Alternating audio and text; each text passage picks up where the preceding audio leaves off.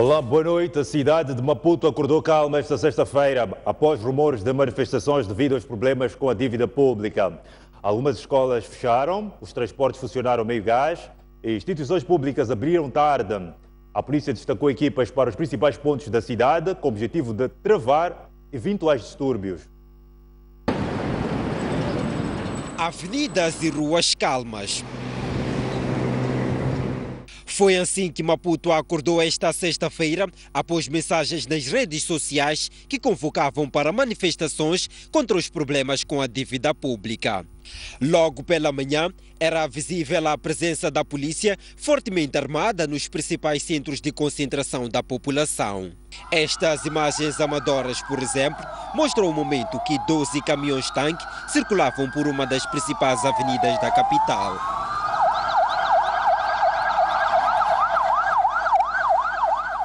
Nas zonas periféricas, não houve qualquer sinal de manifestação. A Praça dos Combatentes esteve calma, mas com forte presença da polícia. O mesmo aconteceu na Praça da Juventude, no bairro de Maguanine e ao longo da Avenida de Moçambique, um dos principais corredores de acesso ao centro da cidade.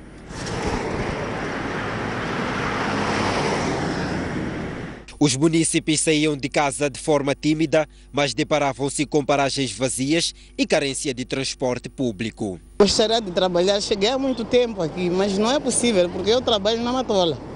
Não estou vendo nenhum carro, por isso estou com vontade de voltar para casa, porque não me adianta nada. Estou a andar, mas o chapa não leva as pessoas. Não leva, andar os carros vazios. Eu tenho minha mercadoria, mas ainda não abri, tenho medo. Não, pessoas vão me agredir. Ainda estou a ver a situação, vai até onde. Alguns estabelecimentos comerciais e instituições públicas só abriram as portas a partir das 11 horas. A situação afetou ainda o ensino, com várias creches que não chegaram de abrir e outras em que os pais tiveram medo de levar os filhos. Logo de manhã, quando nós vimos que a aderência era muito fraquinha, nós fomos conversando com os pais, no sentido de que nós teremos as crianças até a parte da manhã. Nós temos tido uma média de 150, hoje estamos com 10. Algumas pais decidiram para não trazer as crianças. Tem algumas crianças aqui hoje que não está a dar aula, está a dar continuar anormal para nós. Para o ensino secundário, esta sexta-feira foi o último dia de realização das provas trimestrais. Nesta escola, maior parte dos alunos fizeram-se às aulas. Nós devíamos avaliar 891 alunos esta manhã. Quando passamos pelas salas para fazer a contabilização, temos 27 alunos que estão ausentes, mas é uma situação normal, porque às vezes temos tido 8, 7 alunos a atrasarem ou a não fazerem as avaliações por vários motivos.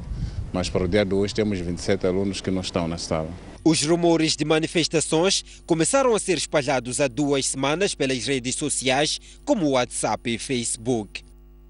A Procuradoria-Geral da República abriu processos para investigar a legalidade das dívidas da Imatum, Proíndicos e Moçambique Asset Management.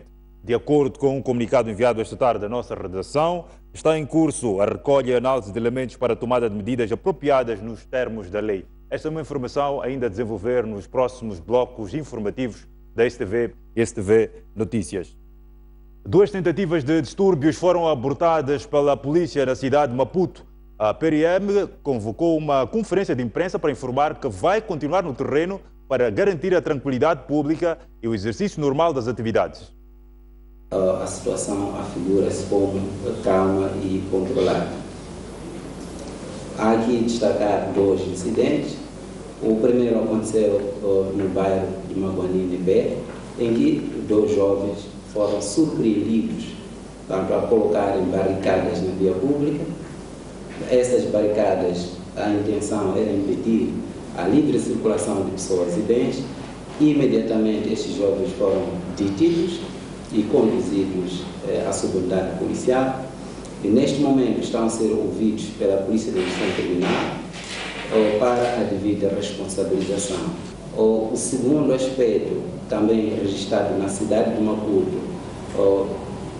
aconteceu na Avenida Acordos de Lusar, um menor de 13 anos de idade foi surpreendido a tentar incendiar um pneu e a perturbar a circulação normal de pessoas e bens. Este menor foi imediatamente retido, ouvido pela polícia, disse que teria sido mandatado por um seu encarregado de educação. Decorre neste momento o processo de rastreio para detectar a origem dessas informações que são vinculadas através das redes sociais, que visam fundamentalmente criar uma situação de desordem pública. A polícia desmentiu ainda a existência de uma vala comum em Gorongosa, província de Sofala, com 120 corpos. A informação está a circular desde ontem nos principais órgãos de informação do mundo. A polícia diz que criou uma equipa que vai trabalhar no terreno e não identificou nenhuma vala. Foi constituída uma comissão de trabalho que se juntou a algumas lideranças locais que a toda a extensão local onde supostamente teria esta vala comum trabalhou com algumas informações que foram circulando a nível, portanto, do local onde se diz. Até então, como informação preliminar, não foi constatada nenhuma vala comum existindo, portanto, corpos humanos. Não foi identificado nenhum denunciante que se dizia, supostos camponeses terem deixado essa informação. Contudo, a PRM apela aos órgãos de comunicação social que fizeram passar esta informação para a devida e pronta colaboração na identificação deste suposto local, na transmissão de informação detalhada, que esta é uma informação que interessa à polícia, para que em conjunto e de forma específica possamos trabalhar, portanto, de forma contínua, a definitivamente esclarecer a origem desta informação que preocupa neste momento a todo o cidadão, não só os habitantes do local onde supostamente teria existido esta vala comum, mas a todos os outros que estão em qualquer canto deste país. O governo de Sofala também diz não existir nenhuma vala comum em Gorongosa. O governo de Helena Taipo critica os órgãos de comunicação internacional por falta de profundidade na produção de notícias sobre o país. O governo da província de Sofala convocou a imprensa no fim da tarde desta sexta-feira para mostrar o seu descontentamento face às notícias postas a circular por alguma imprensa estrangeira que dá conta da descoberta de uma suposta vala comum no povoado de Moera, que pertence ao posto administrativo de Canda e que dista a cerca de 76 km da vila-sede do distrito de Gorongosa, contendo alegadamente ossadas humanas e mais de uma centena de corpos em estado de decomposição. Com base nesta fusão entre autoridades do governo localizadas no distrito e a própria população, foi-se até ao terreno, que é feito menção por este órgão de comunicação, foi-se verificar que nunca houve nenhuma sepultura naquele local. Elcio Canda disse que o governo de Sofala está, por outro lado, preocupado pela forma como os órgãos de informação estrangeiros trataram uma informação tão sensível como esta. O que inquieta o governo da província de Sofala é termos órgãos de informação exterior que vinculam informação sem que haja um aprofundamento de base para que, de facto, possamos trazer uma informação verídica. Canda lembrou que a província de Sofala e, de forma particular, o distrito de Gorongosa vive há vários meses uma instabilidade devido a confrontações militares envolvendo as forças de defesa e segurança e homens armados da RENAM. E com estas informações nós tiramos aqui também algumas conclusões de que há algum aproveitamento para se poder destabilizar a província. o que nós julgamos isto não ser uma atitude correta. A sociedade civil diz que as soluções apontadas pelo governo para resolver os problemas econômicos não são execuíveis, tendo em conta as fragilidades na produção e a tensão político-militar. Depois da comunicação social, o governo sentou-se esta sexta-feira com a sociedade civil para esclarecer os problemas com a dívida pública. Para o Grupo Moçambicano da Dívida, as medidas anunciadas ontem não vão resultar devido às fragilidades da economia moçambicana e à instabilidade política. Há um conjunto de aspectos que o governo avança como elementos que poderá pôr na mesa, trabalhar por forma a suavizar os efeitos da dívida externa nos momentos que vêm. A questão que se coloca é o que haverá de novo. Lidas todas as medidas que o governo colocou na mesa ontem, nenhuma delas será possível sem que haja uma estabilidade política, estabilidade política e militar neste país. Portanto, estamos perante uma instabilidade político-militar. Para que o PIB cresça, para que haja diversificação da economia, é preciso que haja estabilidade. A sociedade civil exige que haja responsabilização dos que chamam de prevaricadores da função pública. O novo governo entrou quando a casa já estava a arder e que agora tem que resolver os problemas. Então, aqui a questão que a população coloca é que, a sociedade civil neste caso, que é a população organizada, é que mecanismos de responsabilização existem. A necessidade de responsabilizar os prevaricadores na função pública. O Banco Mundial e o Reino Unido, parceiros externos do governo, já suspenderam desembolsos de apoio direto ao Orçamento de Estado este ano devido à crise da dívida. O ministro da Economia e Finanças respondeu à sociedade civil, afirmando que espera apoio do setor privado para ultrapassar a crise económica. Adriano Maliano apela a todos para se engajarem nas soluções com vista a acabar com a crise. O governo está a apostar muito no setor privado. A terceira prioridade do governo está relacionada com emprego, produtividade e competitividade. Significa que o setor privado é um parceiro estratégico. Vamos diversificar a nossa economia, mas pelo menos todos nós não podemos ficar indiferentes.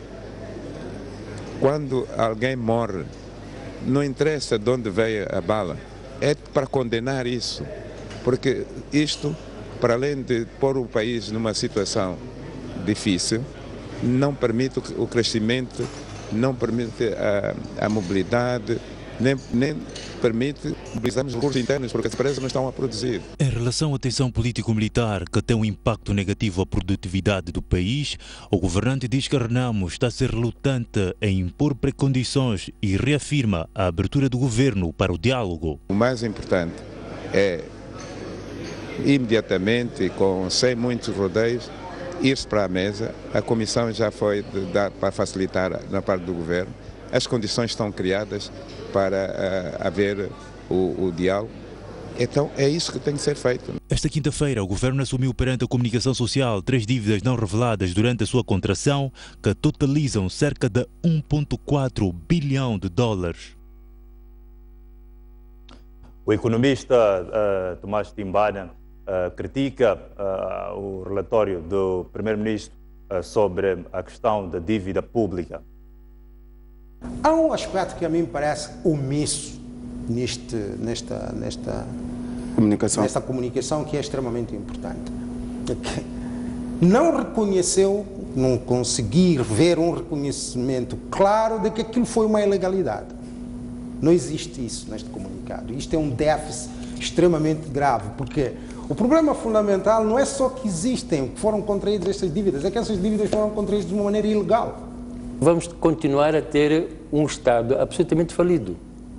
E não há solução para isso neste momento, porque o FMI não vai entrar com o dinheiro de qualquer maneira, tanto mais que eles estão absolutamente zangados, entre aspas, com todo este processo, não só processo de transparência e de legalidade interna, como também esse aspecto de não cumprir com os compromissos éticos. Uma coisa é resolver tecnicamente este problema financeiro.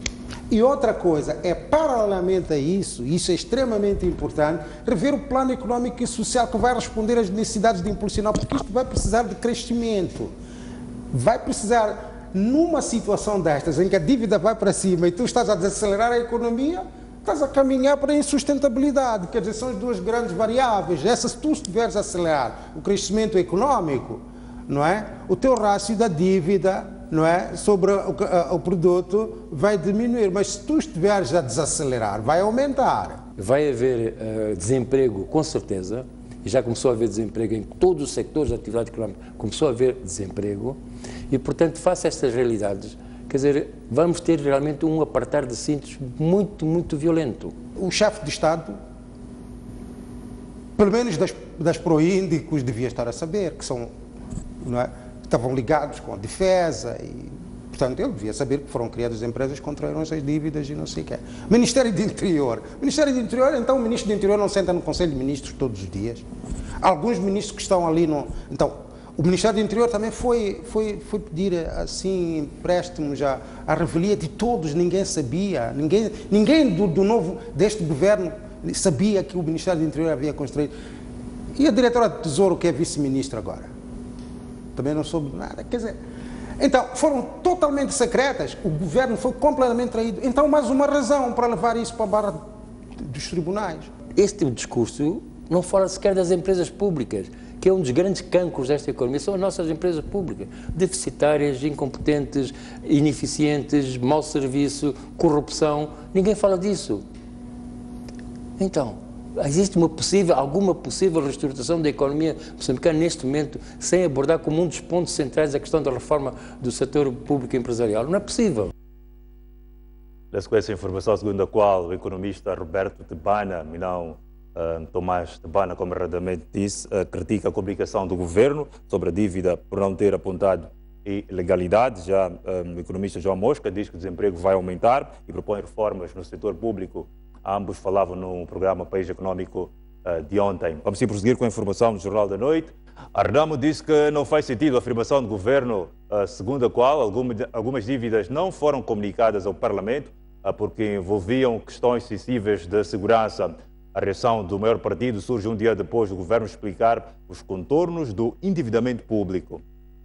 O primeiro-ministro disse que o partido Renamo era o principal culpado desta situação, que criou ou facilitou o golpe de baú que todos os moçambicanos são agora chamados a pagar. Estas declarações não correspondem à verdade, pois em 2009, momento em que foram buscar parte dos 121 milhões em nome do Ministério do Interior, o país não estava em conflito.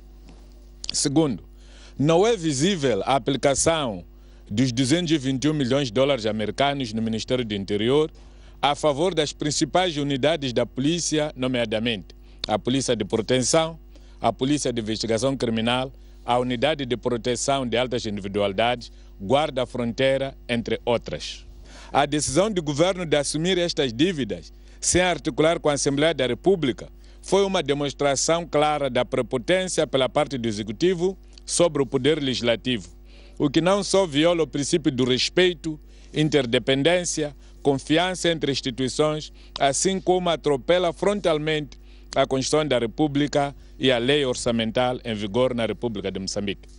É interessante que os mesmos membros do governo da Frelimo que mandaram deter o ex-ministro do Interior do último mandato do presidente Joaquim Chissano tenham se envolvido em atos como estes e venham se justificar da forma muito leve e suave como o fizeram. A Procuradoria-Geral da República abriu processos para investigar a legalidade das dívidas da Embatum, Proíndicos e Moçambique Asset Management. De acordo com um comunicado enviado esta tarde à nossa redação, está em curso a recolha e análise de elementos para a tomada de medidas apropriadas nos termos da lei. Este é um assunto para ver os desenvolvimentos nos próximos blocos informativos da STV e STV Notícias. O primeiro-ministro Carlos Agostinho do Rosário visitou hoje a fronteira de Ressano Garcia e não gostou do estado de degradação em que se encontram as instalações. O governante ordenou a reabilitação urgente das fendas nas paredes e exigiu maior higiene no local. Paredes com fendas, entulho de cadeiras estragadas, teto a cair, fios elétricos soltos, desleixo. Foi este o cenário encontrado esta sexta-feira pelo primeiro-ministro na fronteira de Ressano Garcia. Carlos Agostinho do Rosário não gostou do que viu. Depois de visitar a migração, as alfândegas, o balcão de mineiros e as casas de banho da fronteira, o governante ordenou a reabilitação urgente das fendas, exigiu maior higiene no recinto. A migração é que coordena o recinto. Tá bem, quer trabalho feito. Trabalharem para poderem pôr as condições. Está velho, isto está velho, mas bem conservado, né? A pessoa chega aqui em Moçambique, já chegou em Moçambique, né? Não chegar aqui, não pode ser assim. Começarem hoje mesmo a trabalhar. Limpar isso tudo, né? Um pouco de limpeza, pintar um bocadinho, né? Está velha a camisa, está bem, mas está bem cozida, está limpa, tudo, né? Trabalharem hoje. Chamar as pessoas a trabalhar a partir de agora. Ainda esta sexta-feira, o governante visitou a fronteira comercial para se inteirar sobre o processo de desembaraço de mercadorias e dos mecanismos de coleta de impostos. É necessário sempre ter em conta de que há sempre fragilidades para serem melhoradas e que não é possível, por mais que vontade que tenhas, é necessário termos mecanismos e sistemas que vão apertando cada vez mais essa possibilidade do homem interferir. O do Rosário aproveitou a ocasião para deixar uma mensagem em Renamo. Portanto, vamos todos cantar para fazer com que aqueles que ainda não querem a paz, tenham paz. Primeiro, vem falar conosco, sentar com o presidente Nyusi e depois também tirar as armas para o chão e entregar às Forças Armadas e Forças Policiais. Só assim é que o custo de vida vai baixar. A visita enquadra-se no processo de fiscalização do trabalho desenvolvido pela autoridade tributária com vista ao cumprimento da meta de arrecadação de impostos para este ano. Suazilândia quer aumentar a quantidade de energia que importa de Moçambique. A informação foi revelada hoje pelo ministro dos Recursos Minerais e Energia, Pedro Couto. No segundo dia da visita a Moçambique, o rei da Suazilândia foi esta sexta-feira a Ressano Garcia conhecer as centrais de produção de energia a partir de gás natural. Acompanhado pelo governador de Maputo, Raimundo Diomba, e pelo ministro dos Recursos Minerais e Energia, Pedro Couto, o Renzo Ate III visitou primeiro a central da Gigawatt, um projeto privado de 100 megawatts e que opera desde fevereiro deste ano. A visita prosseguiu na central térmica de Ressano Garcia, uma parceria público-privada detida pela Universidade de Moçambique e pela sul-africana Sasol. A central funciona desde 2004 e produz 175 megawatts. A visita é uma tentativa, um esforço de mostrar e também o interesse da parte social de conhecer o que são algumas das infraestruturas que até são objeto desta cooperação existente. O que nós exibimos aqui é esta disponibilidade, o trabalho que estamos a realizar de expandir as infraestruturas de geração e também de transmissão de energia e das possibilidades de participação de todos os interessados, quer atores públicos como privados. Isto para cimentar esta cooperação que existe entre as partes. A Suazilândia quer aumentar a quantidade de energia que importa a partir de Moçambique à luz do memorando de cooperação na área de energia e recursos minerais entre os dois países. Neste momento há fornecimento de energia para a Suazilândia em quantidades pequenas, até 10, 12 megawatts, mas a Suazilândia está interessada em que se possa expandir este fornecimento até 30 ou se calhar até 40 megawatts. Isto está contemplado, esta possibilidade, em dependência da concordância sobre a disponibilidade e preços, que está em discussão entre as empresas públicas dos dois países. Assinado na última quinta-feira, o memorando inclui a possibilidade de Suazilândia vir a beneficiar de gás natural que será produzido na bacia de Rovuma. E seguimos a um breve intervalo, voltamos dentro de instantes.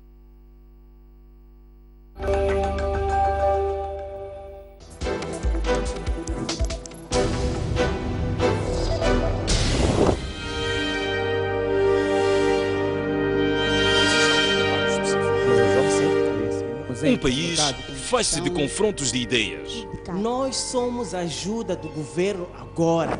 Choramos por muita água, choramos por pouca, choramos sem água. Da pluralidade de opiniões. De uma ou de outra forma, as coisas têm que andar. Vamos evitar essa questão de eu tenho um negócio, depois amanhã torna-se um elefante branco. Não é possível formar um empresário, um empreendedor em um dia. Para outro sítio. Nosso autocarro até aos 2 anos está arrebentado. Falar é muito simples e trazer dados também é a coisa muito simples.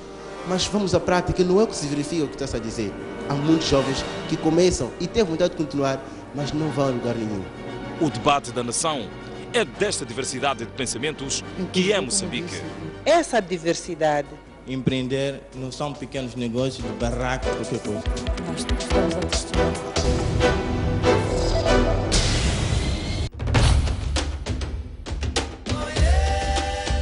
O Parque Nacional de Gorongosa é um dos maiores símbolos do nosso país.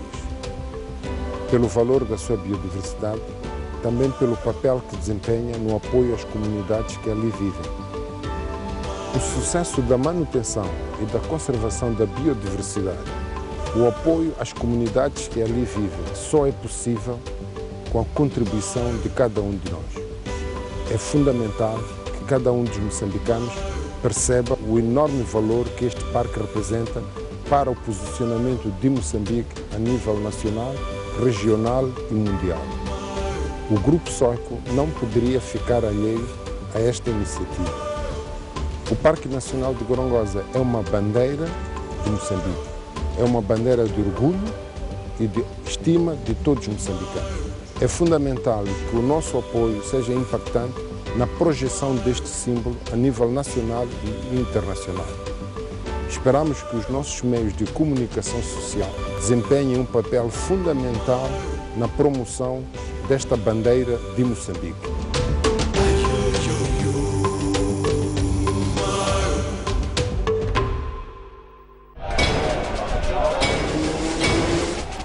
Os temas da atualidade desportiva. Análise dos lances. As jogadas polémicas. As glórias. A resignação. Eu prefiro que uma equipa lute pelas possibilidades do que uma equipa que entre passiva e que esteja à despesa do adversário. Tenho a certeza absoluta que Moçambique tem talento e pode se organizar e ter bases suficientes para competir de igual para igual. As pessoas têm de se perceber. É verdade que é difícil nós educarmos o público, mas o público também tem de saber pôr-se no seu lugar. Tudo isto e muito mais no programa Ao Ataque.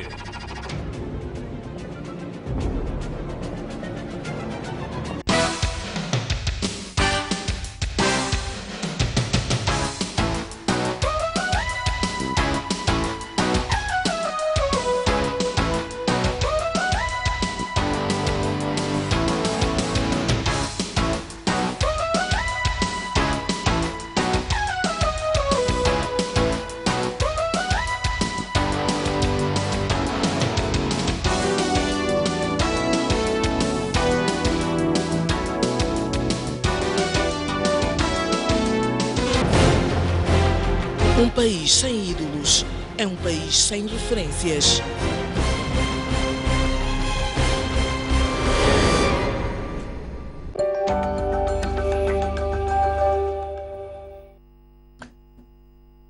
Esta a ver Jornal da Noite, edição de sexta-feira. O desconhecimento das leis e a falta de diálogo são as principais causas dos conflitos laborais. Este posicionamento é do vice-ministro do Trabalho, Osvaldo Petersburgo, que falava nesta sexta-feira durante a aula de Sapiência, que marca a abertura do ano académico do Instituto Superior de Gestão, Comércio e Finanças. Estudantes, docentes, diretores e funcionários do IGCOF juntaram-se nesta sexta-feira para a cerimónia de abertura oficial do ano académico. O ponto mais alto do evento foi a aula de Sapiência, a paz laboral em Moçambique e seus desafios, proferida pelo vice-ministro do Trabalho. A paz laboral em qualquer país, e em particular em Moçambique, concorre para a promoção e reforço do capital humano e é também um fator crucial para o alavancar da economia e a sua transformação estrutural. O maior benefício, repito, o maior benefício da paz laboral é a estabilidade social, alicerçada em negócios com ética e códigos de conduta que inspiram confiança mútua. Petersburgo explica que nas relações de trabalho sempre surgem conflitos alcançados com diálogo e conhecimento das leis. Na maior parte dos casos, os conflitos laborais resultam de uma combinação de fatores dos quais podemos destacar, entre outros, o desconhecimento da legislação laboral, quer por parte dos empregadores, quer por parte dos trabalhadores. A ausência de um diálogo permanente entre empregadores e trabalhadores e de uma eficaz comunicação empresarial, onde os trabalhadores acompanham os principais indicadores de evolução da empresa. A negociação coletiva deve ser amplamente incentivada ao nível das empresas e dos setores de atividade, onde as associações sindicais e os empresários são chamados a dinamizar este processo. No ano passado, foram inspecionadas 8.400 empresas e mediados 13.634 conflitos. Carmelita Namachlua diz que os municípios nacionais devem criar oportunidades para que os eleitores participem de forma ativa na governação. A ministra da Administração Estatal visitou hoje o local que vai acolher a conferência do Observatório Internacional da Democracia Participativa. A asfaltagem da rua que dá acesso ao espaço da Folha Verde está quase concluída, quando menos de 5 dias nos separam da 16ª Conferência do Observatório Internacional de Democracia Participativa. A ministra da Administração Estatal, que tutela os 53 municípios nacionais, esteve esta sexta-feira no local que vai acolher o evento para ver o ponto de situação dos preparativos. Carmelita Namachlua visitou as 4 tendas que vão receber as sessões de abertura e temáticas e, no fim, comentou o que viu. As condições estão criadas, os objetos estão muito bem localizados. O que falta agora, como vocês estão a ver, já estão a trabalhar. E penso que até dia 4 tudo estará posto para não só estarem cá os participantes, os membros da OIDP, mas fundamentalmente estará cá o nosso chefe do Estado. Então é um estímulo muito grande para o processo de municipalização no nosso país. Porque vamos mostrar aos países que estarão cá presentes, aos membros, de que há um grande comprometimento político para que o processo de municipalização seja forte, seja dinâmico e que impulsione os cidadãos para a resolução dos seus próprios problemas. Namachlua defendeu ainda que os municípios devem priorizar a criação de espaços para a participação dos eleitores na governação. O processo de municipalização o que é? É o poder local. O poder é dos munícipes. Então, eles, em primeira instância, têm que participar não só na identificação, ficar a reclamar, não. Eles devem também desencadear ações tendentes à resolução dos problemas que lhes afetam diretamente. Porque o processo de municipalização é isto, dinamizarmos a participação cada vez mais, uma participação responsável, uma participação ativa, uma participação dinâmica, onde cada um se... A Folha Verde diz que os preparativos estão acima de 60% e que o local estará pronto antes do dia 4 de maio. Neste momento, estão confirmados cerca de 1.500 participantes, 200 cidades do mundo e as inscrições já estão encerradas. Partidos políticos com assento na Assembleia Municipal de Nampula divergem nas suas opiniões quanto à alocação de 100 mil meticais à irmã do Edil como mutuária do Fundo Estratégico de Redução da Pobreza Urbana, a vulgo 7 milhões. A irmã do presidente do município de Nampula foi uma das selecionadas e recebeu o ano passado 100 mil meticais do Fundo Estratégico de Alívio à Pobreza Urbana, vulgo 7 milhões. O facto está a dividir opiniões entre partidos políticos com assento na Assembleia Municipal. A Frelimo considera de condenável a atitude dos responsáveis pela seleção dos candidatos àqueles fundos. Há uma clara demonstração do paternalismo, do nepotismo. Os fundos do Plano Estratégico de Redução da Pobreza Urbana na nossa cidade têm sido mais direcionados para a propaganda política barata do MDM, que não está a respeitar os verdadeiros objetivos porque foram, portanto, alocados esses fundos, que é para a redução da pobreza no seio dos nossos municípios mais vulneráveis. E o que o presidente do Conselho Municipal fez é pura e simplesmente uma atitude condenável. Como ele disse transparente, ele conseguiu dizer ontem que havia uma irmã que recebeu esse valor, mas só que depois, passando um tempo, a irmã caiu doente. O presidente do município de Nampula assumiu publicamente arcar com as despesas inerentes ao compromisso assumido pela sua irmã, alegadamente por aquela a encontrar-se incapacitada na sequência de uma doença que é apoquenta. Foi no valor de 100 mil meticais e assumo total responsabilidade da dívida da minha irmã para que possa naturalmente ser devolvido conforme todo o critério que ela também obteve esses empréstimos como cidadã do município de Nampula. Passou por uma avaliação ou pesou o facto de ser irmã do presidente? Ela passou por todos os processos e pode naturalmente ser auditado. Disse sim que ia arcar com as despesas desses fundos em termos de retorno para os cofres do Estado. Mas sabemos que esse dinheiro de novo ele vai levar do Estado para restituir as dívidas da irmã. Ele não ia conseguir toda hora tirar no seu bolso para alimentar a família. Como é um dinheiro que deve ser devolvido, a responsabilidade é dele que vai devolver. O município de Nampula recebe nos últimos anos cerca de 14 milhões de meticais para o desenvolvimento de projetos de alívio à pobreza urbana. O município de Nampula obteve apenas 11% de reembolso dos valores alocados desde o ano passado aos mutuários. A Idealidade procedeu à entrega de cheques para financiamento de 87 projetos com vista ao alívio da pobreza urbana. O município de Nampula procedeu à entrega de cheques para a viabilização de 87 projetos de desenvolvimento com vista à redução da pobreza urbana. Não obstante o facto dos fundos terem entrado tardiamente, o edil da cidade considera o nível de reembolso dos valores como sendo satisfatório. Os fundos dizem respeito ao exercício econômico de 2015, mas infelizmente chegaram tardiamente em dezembro de 2015. E nós, no nosso entender, é que se avançássemos com a entrega desses valores em dezembro, poderiam não serem canalizados para os objetivos pelos quais se pretende com este programa. 11% de retorno já é algo significativo, tendo em atenção também que ainda estamos no período em que as famílias ou os indivíduos que foram já concedidos esses empréstimos ainda estão no prazo conforme os contratos. Os mutuários acreditam que com os valores vão alargar os seus negócios e poder efetuar os respectivos reembolsos ao Estado. Tenho um mas não está a funcionar porque não tinha nada, só como já tenho 50 mil, graças a Deus, a vida vai andar para sempre para frente. 50 mil serão suficientes para aquilo que pretende? É suficiente. Mesmo se for 100 mil, uma pessoa quando não agradece, mesmo um pouco, com muito não agradece. Recebi 80 mil meticais, vou fortificar com o meu trabalho de confecção de alimentos.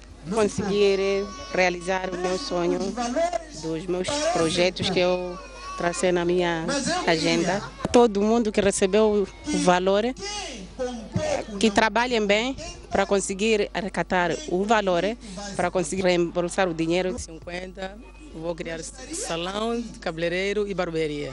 De acordo com o edil, os candidatos a estes fundos foram selecionados a partir de um processo que iniciou ao nível dos postos administrativos e culminou com a formação dos mesmos em matérias ligadas a empreendedorismo e gestão comercial. E assim seguimos a um breve intervalo, mas antes a previsão de tempo para as próximas 24 horas. Para a zona sul do país, Maputo poderá estar uma temperatura máxima de 27 graus e mínima de 20, Xaixai 26 de máxima e mínima de 21, Inhambane 28 de máxima e mínima de 19. Para a zona centro do país, Beira 34 de máxima e mínima de 22, Chimoio 31 de máxima e mínima de 20, Quelimane 37 de máxima e mínima de 22, Tete poderá estar uma temperatura máxima de 37 graus e mínima de 24. Para a zona norte do país, Nampula 31 de máxima e mínima de 21, Pemba 31 de máxima e mínima de 24, Lixinga poderá estar uma temperatura máxima de 25 graus e mínima de 16.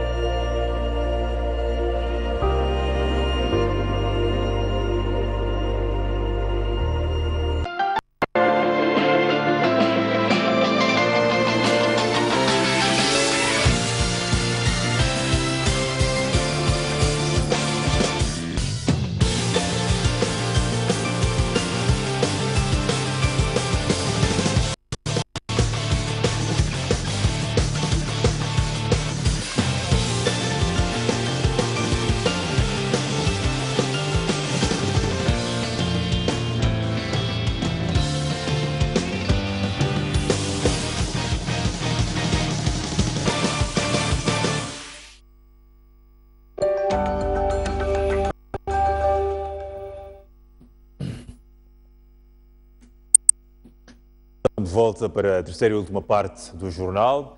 O presidente da África do Sul, Jacob Zuma, sofreu mais um golpe que o coloca em maus lençóis. O Tribunal Supremo decretou a revisão de uma decisão de 2009 que absolvia em 783 casos de corrupção.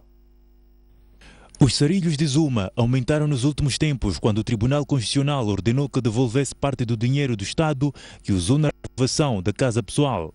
Este foi apenas o último de vários escândalos a abalar a carreira daquele que é o presidente mais contestado desde o fim do apartheid. Os casos acumulam-se contra o presidente que, apesar de tudo, se mantém de pé de cargo. A última mas aquele que pede a restituição de Zuma. A Aliança Democrática, principal partido da oposição, viu já de indignação e muito dificilmente o presidente sai do posto a meio do mandato, já que a maioria do ANC no Parlamento é esmagadora, com 62% dos assentos. A ONU alertou esta sexta-feira para a situação catastrófica na cidade síria de Alepo, um dia depois de dezenas de pessoas terem perdido a vida numa série de ataques pelas forças do regime de Bashar al-Assad, que, entre outros alvos, atingiram o hospital e, pela primeira vez, as orações de sexta-feira foram canceladas devido ao risco que correm. Todos devemos nos envergonhar que isto esteja a acontecer perante os nossos olhos, disse o responsável pela ajuda humanitária das Nações Unidas, Stephen O'Brien, durante uma reunião do Conselho de Segurança na quinta-feira. Na última semana, bombardeamentos em Alepo fizeram mais de 200 mortos, de acordo com observadores no terreno, enterrando definitivamente o frágil cessar-fogo que tinha sido acordado em fevereiro pelas potências envolvidas nas conversações. Esta sexta-feira, os bombardeamentos atingiram uma clínica numa área controlada por grupos rebeldes, causando vários feridos, disseram responsáveis pela defesa civil. O novo ataque acontece cerca de 24 horas depois de um apoiado pelos médicos da fronteira ter sido parcialmente destruído e o pessoal médico ter morrido. Washington e a ONU acusaram o exército leal ao presidente Bashar al-Assad de serem os responsáveis pelo ataque, mas o regime de Damasco negou a sua autoria. O governo sírio tem, porém, dado sinais claros de que pretende lançar uma grande ofensiva para retomar o controlo de Alepo.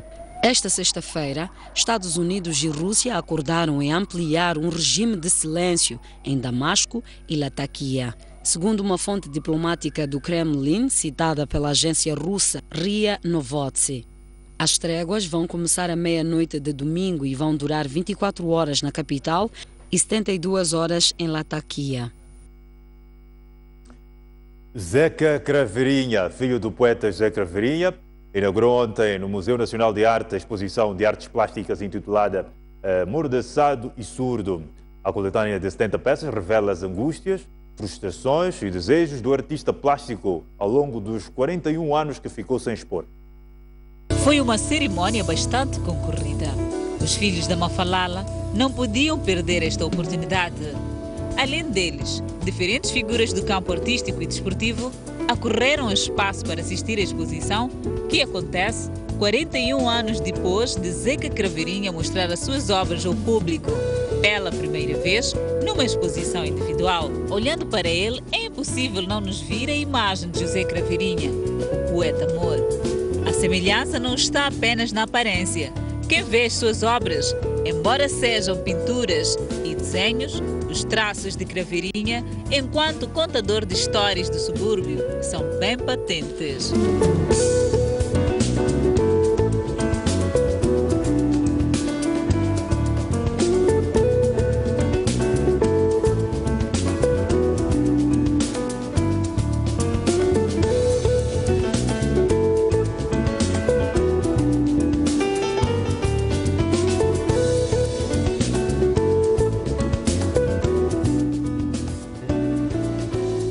Nesta mostra, o autor resgata as suas angústias, anseios e frustrações. 41 anos de silêncio. É isso que eu tento transmitir. As minhas angústias, os meus anseios, as minhas frustrações, etc, etc. A ideia de expor é totalmente da sua família. O pai também está feliz pelo evento, assim diz a neta, a filha do Zeca, lendo uma carta que o poeta escreveu ao filho.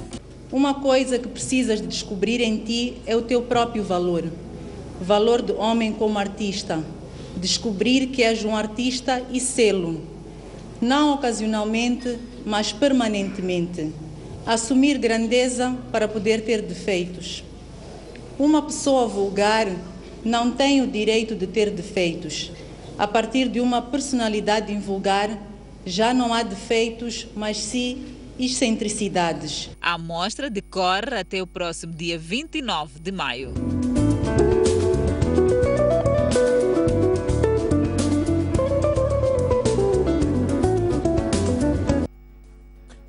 Estão contadas as histórias da presente edição do jornal. Resta apenas desejar bom fim de semana.